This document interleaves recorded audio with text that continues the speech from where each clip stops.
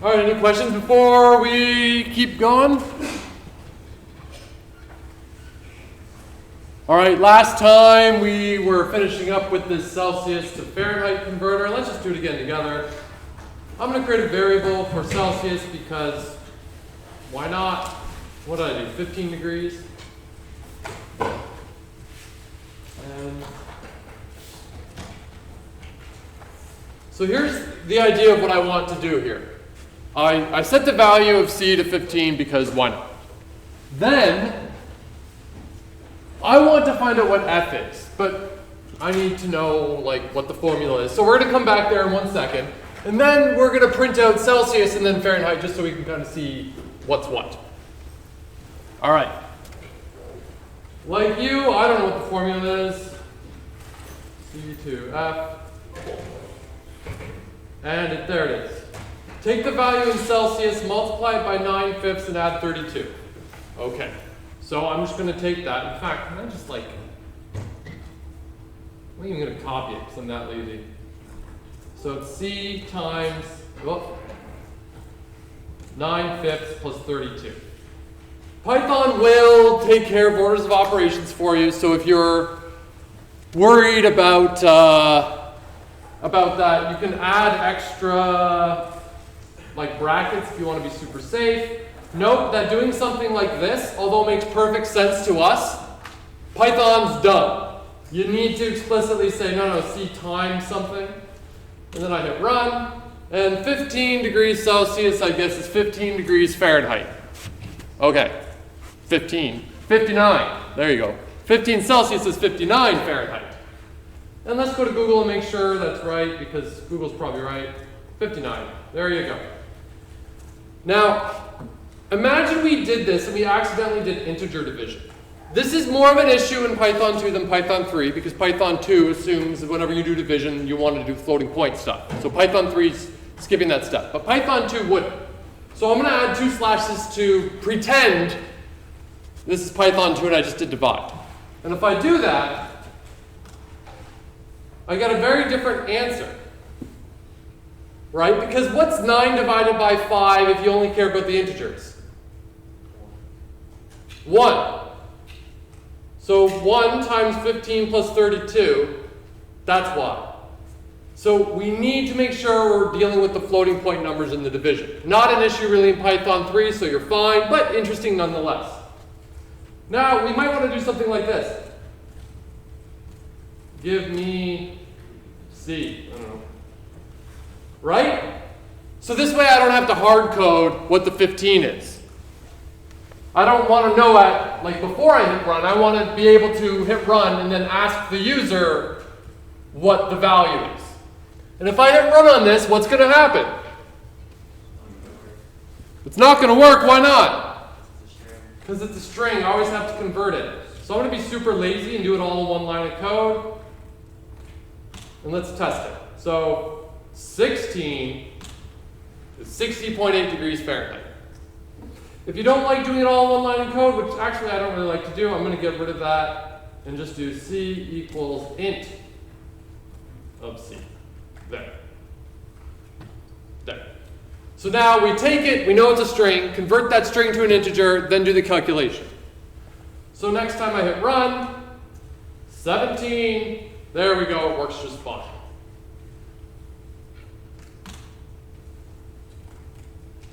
What's going to happen if I try to convert hello to an integer? Not going to work. You can't do it. Not a big surprise. Cool. Any questions about that? What we just did? Did you bump into anything when you were doing it? All right. So we already saw this, so we'll just do this one again real quick. The operators we were using were like arithmetic operators when we were using them on numbers.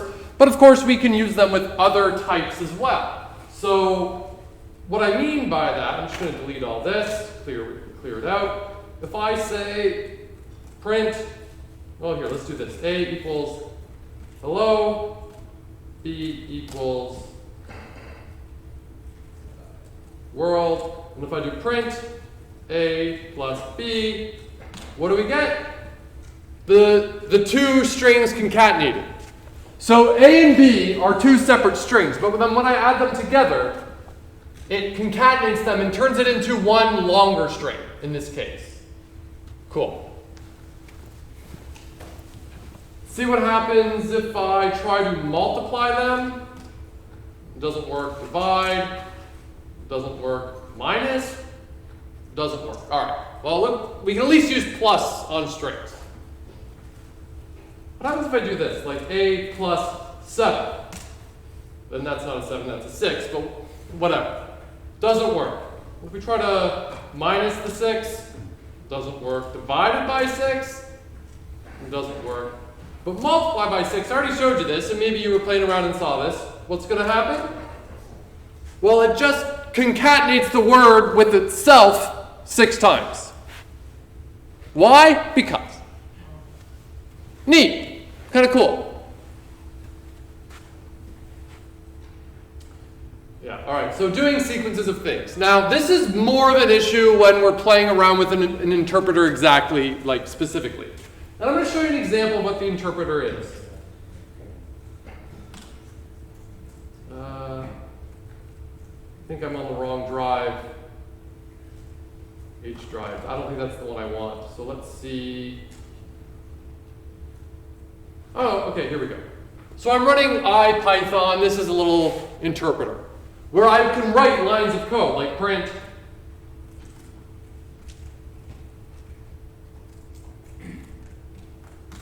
And it does it.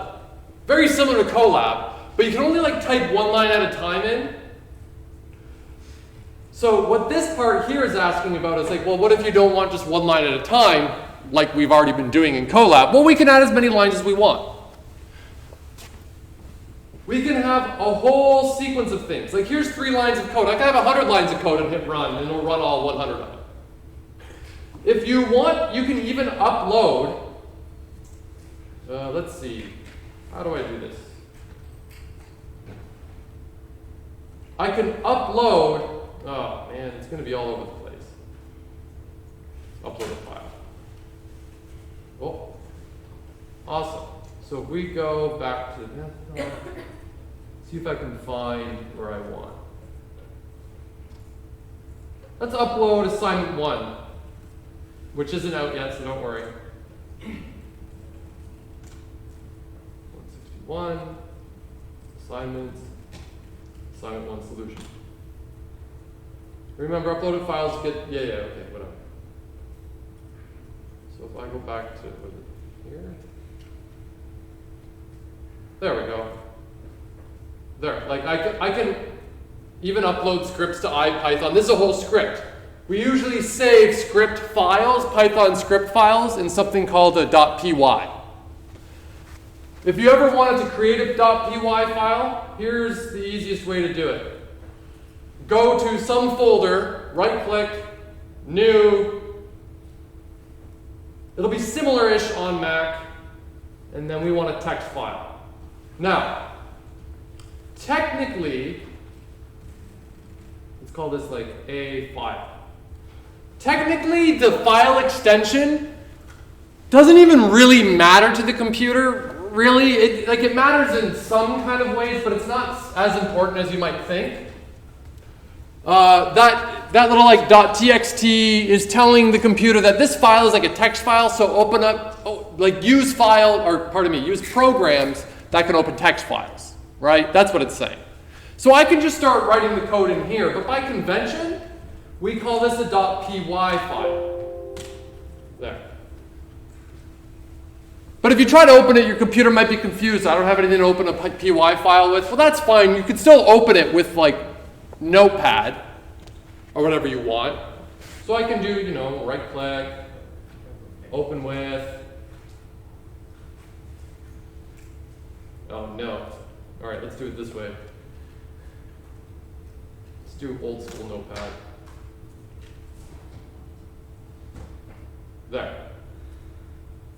There, now I've opened it. There's nothing in there, but I can say like blah, blah, blah. I can write code in here, print, and print 5 plus 5, and so on. And this is just like a script file. Great. And it will run just fine if you tell it to run with like your interpreter or you upload it to Colab or something. So just a little bit of information there, that's all. Nothing too much to worry about at this stage. Let's close this. Close this. All right. So now just let's do one last activity to see what you've learned and how, if we can get this bit working. So what I want you to do is create, what do we have? Individual variables that will hold on to each of those words. And then what I want you to do is print out that sentence. What does it say? Yeah, print out this sentence using only a single print statement. But one thing I want you to try to do is don't use the print like this, like try to use print without the commas. See if you can get that working without the commas. You know how to do this. You've got all the tools in your tool belt. So I'll give you a couple minutes to work on this.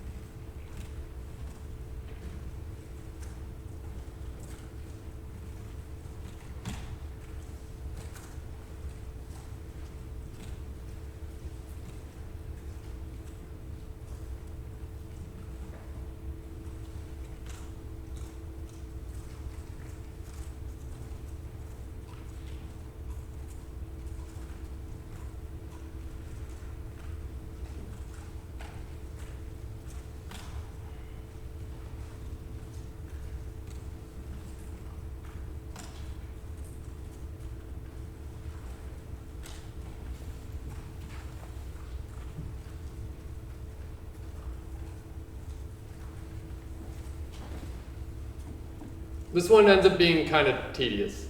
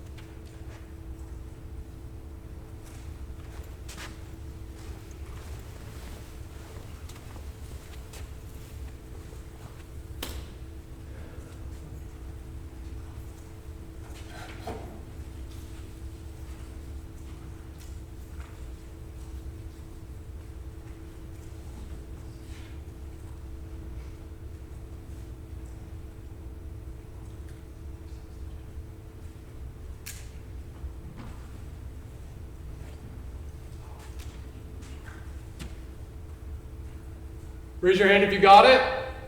Raise your hand if you need just like 30 more seconds and you're gonna get, all right, keep going.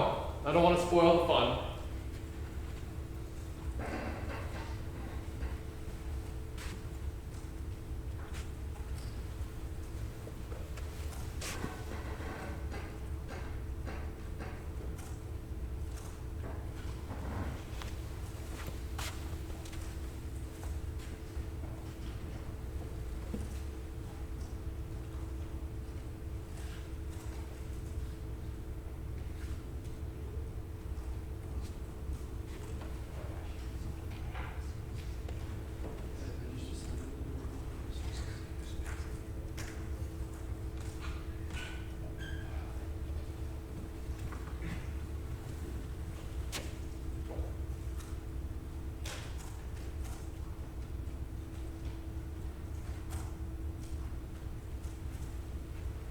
All right, so this is what I wanted you not to do, this.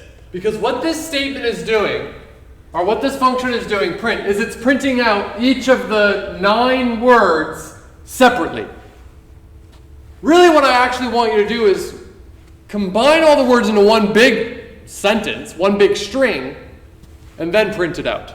And we can do this all in one line of code in here.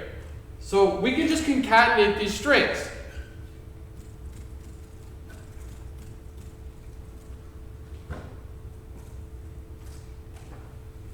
So this right here concatenates all the strings. First, that gets evaluated, and then we print out the result. But you know what? I do like being overly verbose in my code, so let's add another variable here called all, or word, there, equals that. And then all I'll have to do is print out. And when I hit run, what do we get? Who here did this way first and was like, oh, shoot. Yeah, a couple of people. Like, what are we missing? Spaces. So we're going to have to add spaces. All right, so plus, you know what, I'm really lazy, so I'm just going to like copy, paste, paste, paste, paste, paste, paste, paste, paste. I guess I don't need one after the end, right? Aha, there we go. Yes? Could you also just put each space at the end of each like word, like the A?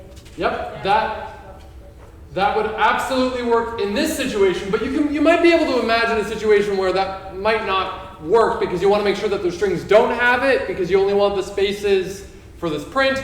But in this situation, absolutely that would work. Yeah? I was just about to do that. Let's create one called s equals, and then here I can just replace, actually, I'm going to replace all that with just s. Oh, but not that one. There we go. If you're wondering, wait, what? All I did is I said, okay, take the literal value space, assign it to the variable s, and then down there concatenate A with s, with B with s, with C with s, with D with s, with E with s, and so on. So I'm concatenating the same string multiple times. Yeah? Could you also make like something to like, where you wrote like words and you wrote A plus s, could you write like words and say like equals string, and then put that, and then just say like, print words, and it would just come up. I'm not sure what you're asking. Can you try what you're asking on yours and then tell me if it works? I did. Did it work? Yeah. Well, there you go. But, okay, explain again what you did. Like, where you put words equals, then you put like That whole long thing, yeah. together, put words and just say like make it like one string, like the whole variable is like that, and then you just say like print. I don't know. So then it's not like this plus this plus this. It's just like the one thing together. I'm Instead not. of all the components, instead of adding all the components of the sentence together, and then just like I don't know. It's like I don't know. I'm not quite sure what you mean, but if you got it to work, good. Yeah. How does one pull up that bottom bar? Oh, Stuff? all I did was press like Control H. because Control H is usually like the hotkeys for like find and replace. Sometimes it's Control R. Control F will be like just, whoop. Uh-oh, what did I do? I guess Control R might be refresh. So I may have just refreshed. Yeah, all right, whatever. I'm really curious what you did, so after, show me. Oh, you know what? Something happened yesterday that has happened to a number of people in the class, and it's a ridiculous thing that can happen in Python. That was me. It was you. Yeah. For some interesting reason, Colab will let you do the following. Okay, so if, come on load, this is taking a while. So print. I run it. There, it says hot. Nothing shocking here, right? But if I accidentally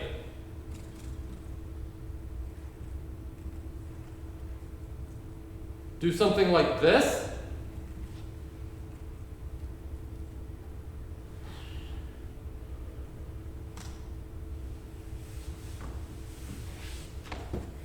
I'll get an error.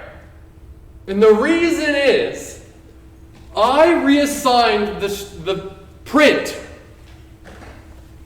the characters P-R-I-N-T, to a value. So I basically overwrote the fact that print is an existing function, and I said, oh yeah, Python, forget that. Forget that exists. Remember that print means hello. So then later, when I go to call the function print, Python's like, what are you talking about? Print is a string with the value hello, and string object is not callable. That does make sense and will make more sense a little later down the line. But I accidentally overwrote what print does. So if you're ever coding and like print isn't working and you've done everything exactly like I have, you may have done something like this. But if you have, no worries. All you have to do is, one, get rid of that. And unfortunately, it is indefinitely overwritten. Unless I do runtime, restart runtime, yes. Okay, and then run. And it works. If you can't remember, oh, runtime, restart, just refresh your page, just leave and come back, and it'll reset. So you should be safe. Be warned, that can happen.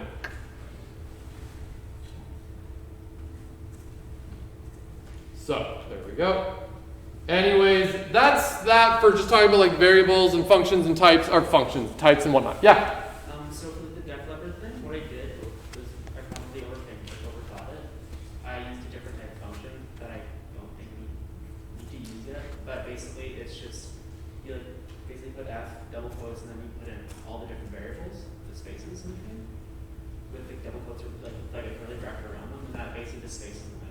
No, so what you did is you still used, you effectively did what I didn't want you to do, which is print with multiple commas. What you did is you used formatting to format multiple strings that it then printed out. I wanted you to combine them into one string, but you know what? It doesn't matter. Good job. All right, now, functions. All right, so scripts and programs are really great ways to organize a lot of statements at once, right? It's no good writing one line of code, hitting run, then another line of code, hitting run, and so on. That's kind of silly. So we write multiple lines of code at a time, so we've got our script, which is this nice chunk of code that we like, right? So eventually, you're going to find, though, that you might end up writing the same chunks of code over and over and over and over and over again, right? Like something like this. Imagine you've got that code right there, that it's super important. X equals 10 times 2 and y is x divided by 4 and print out y. I don't know why, but this is critical code for your job. So just go with me on this. Then your boss comes and says that you need to do the same calculation 2 more times. So we did it once before, but we got to do it 2 more times. All right. Not that big of a deal. I can rewrite it. Or even better, I'm just going to copy and paste my code. Copy it once, paste it 2 more times, I'm all set. Not a big deal. So you just do that. Not too bad. Then they come along and say, it's divided by x divided by 4, right? That second line there. Second, third, fourth, fifth, sixth, and so on, line of code.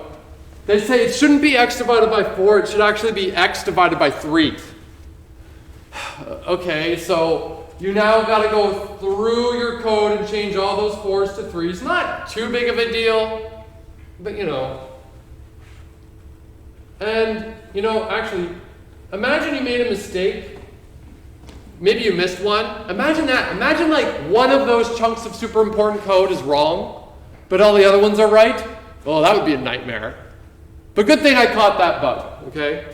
So then your boss comes back and says you need to do this 18 more times. Okay. And we actually want to make it divided by 4. It should be divided by 4. It was a mistake to do divided by 3. Okay. So that's kind of annoying, right? Yeah? You think so? Raise your hand if you think that's annoying. I certainly do. So there's got to be a better way. Well, there is. Functions. I realize half of you are like, yeah, I know, because you're familiar with functions, but this class assumes no programming background, so we're learning about functions. A function is going to be very, very, very, very, very similar to functions in math that you've been using for years. It's the same idea, but we're using it for code, which is kind of just math still anyways, so it's still all math. So we're going to define functions. And a function is a way to take a set of code, kind of like that bit I was just going through, that critical code. I make the function contain that, and then instead of copying and pasting that code every time, I just tell the computer to run that function. Run the function again, run the function again, and so on. So it saves me a lot of time. And you might be thinking, well, what's writing 3 lines of code versus writing 1 line of code? You can save 3 lines of code and write 1 line of code. All you've really done is save 2 lines of code. Okay, you're right, but imagine the important, critical, super important code is like 50 lines of code, right? Suddenly we're saving ourselves a lot of time and energy. So here's the idea. And I really got to stress this. There are 2 key giant things about functions to know. We define the function a certain way. Then we use the function a certain way. All right? And if you're thinking, oh no, I got to remember 2 things about this. No, it's exactly like what you're used to in math. If I come along and say f of x equals x squared plus 1, right? If I say give me the answer, you're going to be like, but what? You haven't told me what x is. This isn't going to help you evaluate a specific x other than the fact that it's defined what the function is. And I can do g of x equals, x squared plus x plus 1. I don't know, whatever. So I've defined 2 functions here. One's called f, one's called g. These, we call them like the parameters. X and x. This could have been y, I don't know. I can call it whatever I want. It doesn't matter. It's just like a variable, right? And then over here is, this is saying here's a function that takes 1 value, right? Here's another function that takes a value. This is what the function's actually doing. And then at the end you get your result. But we haven't crunched any numbers yet. This is defining the function. If I come along and say, what is f of 5? What does that give me? Somebody tell me. What's x squared plus 1 when x is 5? 26. I called the function here. Here I used it. I called it. Here I defined it. What if I say g of 2? What would that give me? This is an x. 7. Right? 7. So we're calling the function. we're using the definition to crunch the numbers. But here I'm asking the question, what is f of 5? That's the question. Tell me what f of 5 is. Tell me what g of 2 is. Where here, it's saying, here's what the function is. So you're already familiar with this. You've been doing this since what, like grade 9? I don't know, when do you learn functions like this? I don't remember. Whatever, grade 9-ish, high school. If we look at this right here, this is how we define the function. We use a special keyword that we've seen before called def. It means define. And this keyword tells Python the following code is a function definition. You're not writing this code yet. I'm just telling you that this function exists and here's what it is. It's like I added def in front of this. So I'm saying def and then my function. I called it my underscore function. You can call it like whatever you want with those same rules about variables. Can't start with a number and whatnot. So my underscore function, it's an arbitrary name. Then I have a parameter. In that case, it's like my x. So my underscore function is the same as f here, or g in this function. A underscore parameter is x here and x here. Then we always need that colon. Always, always, always, always, always, always, always. Then underneath we go down. We have to indent. This is a thing in Python. We must indent. And then everything indented below that def belongs to that function definition. So here, right here, we have the function that we're calling f that takes the parameter x, and what it's going to do is x squared plus 1. If we look at this one up here, we've got, okay, my function, that's the name of it. It takes a single parameter that we called a parameter, and the contents of it says crunch a parameter times 2, and then print out the result. That's it. I'm going to take this, I'm going to go here, I'm going to go down here. Okay, it ran. Now, all this said to Python was, this function exists. It's analogous to this. I never called it. There's no code being run. This, like Python didn't run this code. It ran it in the sense that it's like, okay, I need to remember that this is a thing. But it never like did any number crunching. Then later, I'm going to call this function. My function, and what value? So here's the difference. This is the big thing where people get confused between defining and calling. Here, it's like the variable. Here, I'm putting in an actual value. It could be a value held onto by a variable, or a literal, doesn't matter. But here we put in the value. So, in this example function, what value should I put in? Someone tell me. Somebody yell out a number. 12. 12. 42. Why did I say? Oh, I put in. Oh, okay, I see. 24. There you go. What does this function do? It just doubles the number. Maybe we could have thought of a better name for this function. Maybe I should call it double number. And then down here, if I redefine it, I better recall it. And here, let's do 21. And then let's do it again where it's like 77. I don't know. There. I defined this function how many times? Somebody yell it. Once. How many times did I call it? 3 times. Huge difference between defining and calling. And this is typically an area where people get a little confused. In defining, we don't really assign values here. We just put in like parameters, which are just variables for the function. They're variables that we can pass to the function. Values that we can pass to the function through these parameters. So x is that. If I plug in 5, that means 5 squared plus 1. Why? Because x is 5 in that case. It's the same with programming. Any questions about that? We're going to go a lot more over functions as we go, but are any questions at this stage?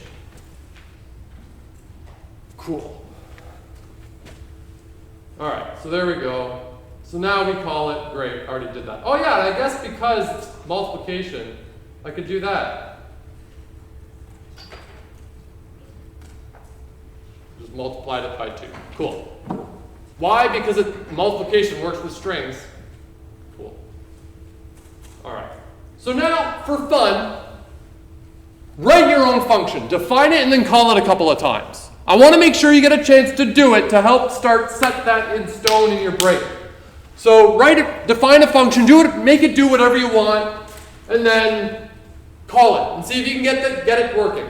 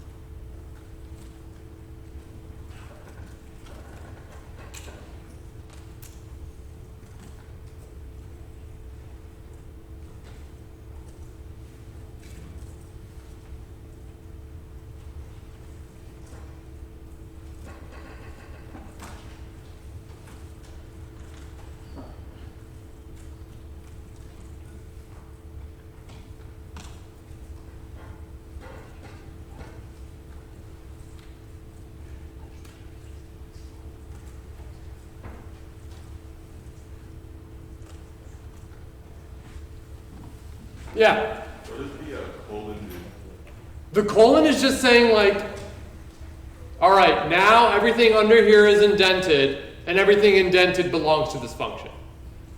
Long story short, it's a special symbol you gotta add to make Python happy. Why? Because someone somewhere said, let's make them put a colon after the function name. That's why. In other programming languages, this works completely differently. Squiggles, yeah.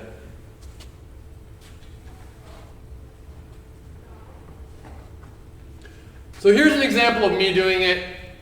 I ended up making the function the same thing as g down here, right? In fact, you know what? Let's call it g. It's a horrible name for a function in programming, but for fun, let's just do it, run it, because I renamed it, and then there we go. Cool. By the way, if you go here and reach, like you change this to h, and then you go down here and you hit, shoot. And then you go down here and you hit, okay, call h, and you run it, and it says there's no such thing as h. It's because I never actually reran this code. I never said, oh, the function's now called h. By the way, it can happen. G,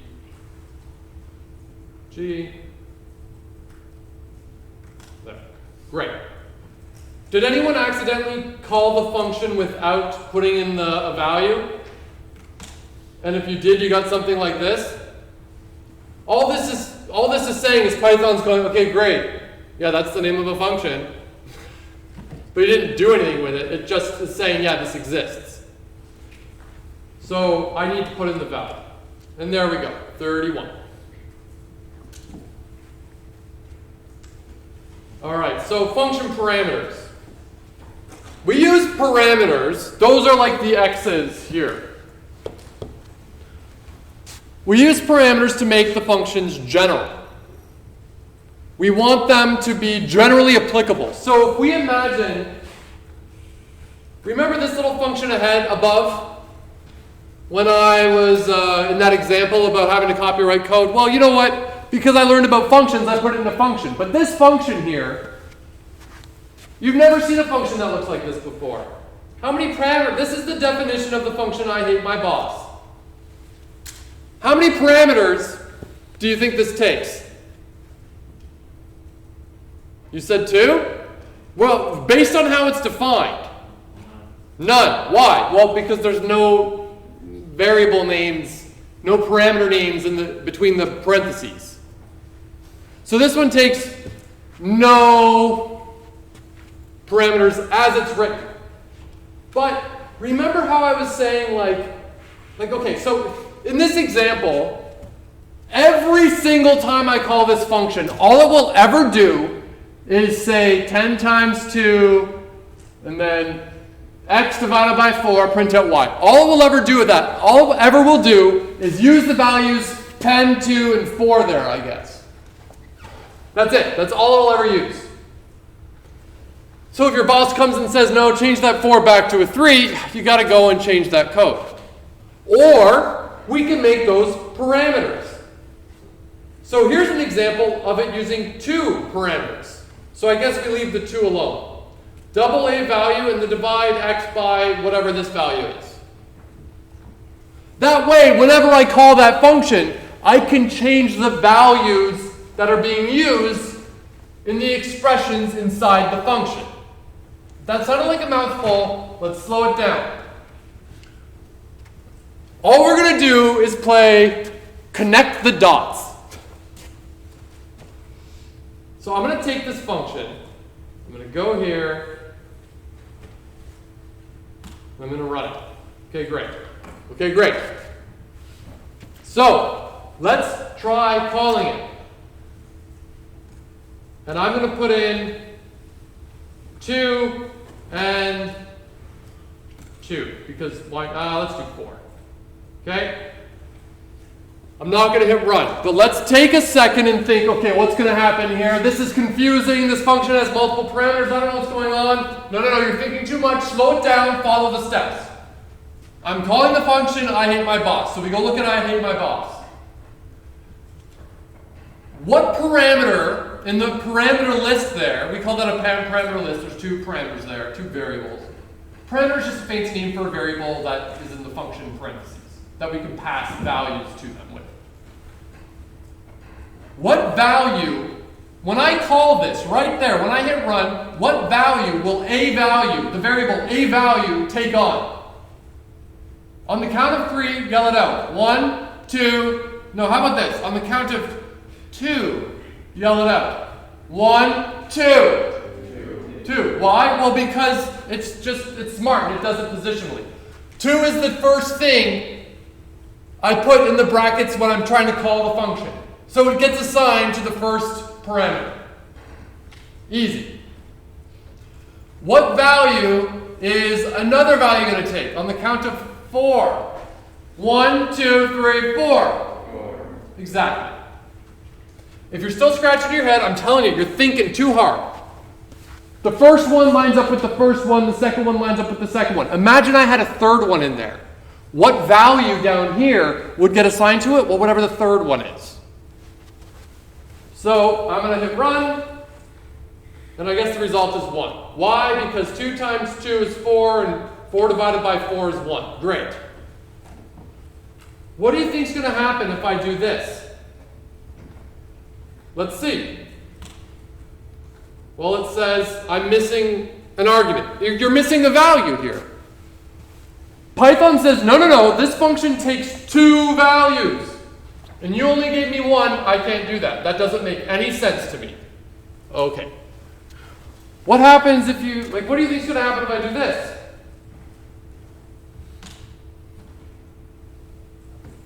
No, you said by the definition, I take 2 values and you're giving me 3.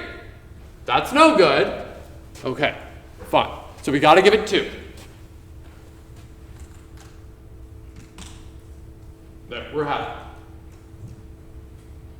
So, yeah, like it or not, you've been doing this for years, just like the example I did there. So here's a simple little function that takes two parameters, and what does it do? It prints out the sum of those values.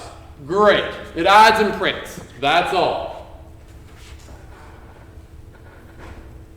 So if we take a second and think about how this happens, all right? So the call, like we're calling the function add print 52, gets handled like this. Okay. First thing Python's going to do is check. Does the function that they're trying to call, add print, does that exist? If it doesn't, it's going to say, I don't know what that is. That's me saying something like this. Oh, call the function, this is not a thing, 66. Python's going to say, what? That's not a thing. Because I never defined it. Okay. So over here, it'll work out because I defined it right here. Okay, great. So when we defined it, we told Python it takes two parameters, A and B. Now, when Python takes the values on the function call, when we call the function, it assigns the values based on their positions.